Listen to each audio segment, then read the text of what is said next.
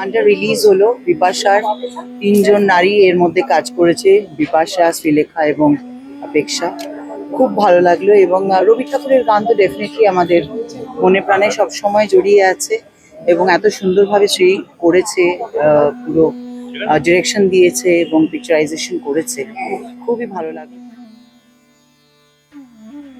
শ্রীলেখা আমার অন্যতম প্রিয়, বলবো না, আমার প্রিয়তম শিল্পী। আশা অডিওর সঙ্গে আমাদের কিন্তু লতায় পাতায় প্রচুর সম্পর্ক। সুতরাং সেটাও একটা আনন্দের যে একসঙ্গে আমরা একটা কাজে যুক্ত হলাম। এই গানটা আমার মনে হয় যে স্নিগ্ধতার কথা বললো, সেটা সত্যি সেই রেশটা, সেই আমেজটা মানুষ পাবে। আর এই গানটা কোনো কন্টেন্ট নয়, আজকে তো সবাই কন্টেন্ট করে।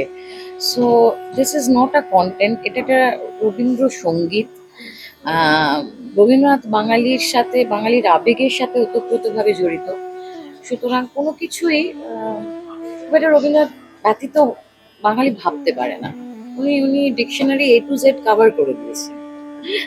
সো এই গানটা এত সুন্দর গেয়েছে, তো আমি চেষ্টা করেছি সেই স্নিগ্ধতার পরশটা আপনাদের অডিয়েন্স অবধি পৌঁছতে পারলে তাহলে আমাদের গোটা টিমের সফলতা। নিত্য নতুন রোজই একটা না একটা মিউজিক ভিডিও আসছেই, একটা না অনেকই আসে।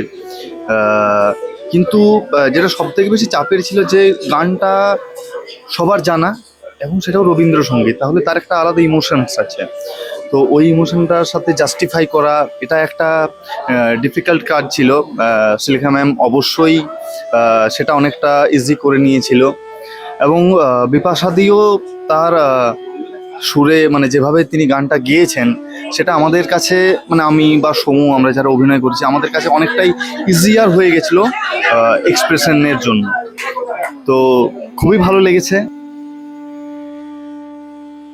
বিপাশা আমার অনেক পুরো পরিচিত, গুজারি ডাকনাম। ও আমাদের পাড়াতেই বড় হয়েছে। ওকে আমি অনেক আগে থেকেই চিনি, এর আগেও একটা অ্যালবাম রিলিজ করেছিল, সেটাতে আমি ছিলাম। আর এটা থেকে এলাম রবীন্দ্রনাথের গান, আপনারা সবাই জানেন, গানটা বহুল প্রচলিত গান, ভালো হয়েছে, অ্যারেঞ্জমেন্টটাও খুব ভালো হয়েছে, আমাদের অয়ন করেছে কাছে। আর সব থেকে ভালো যেটা হলো সেটা হলো শ্রীলেখার কাজ, শ্রীলেখার ডিরেকশন। এবং ছবিটা যদি আপনারা দেখেন তাহলে বুঝতে পারবেন যে ছবিগুলোতে অদ্ভুত ইমেজারি আছে।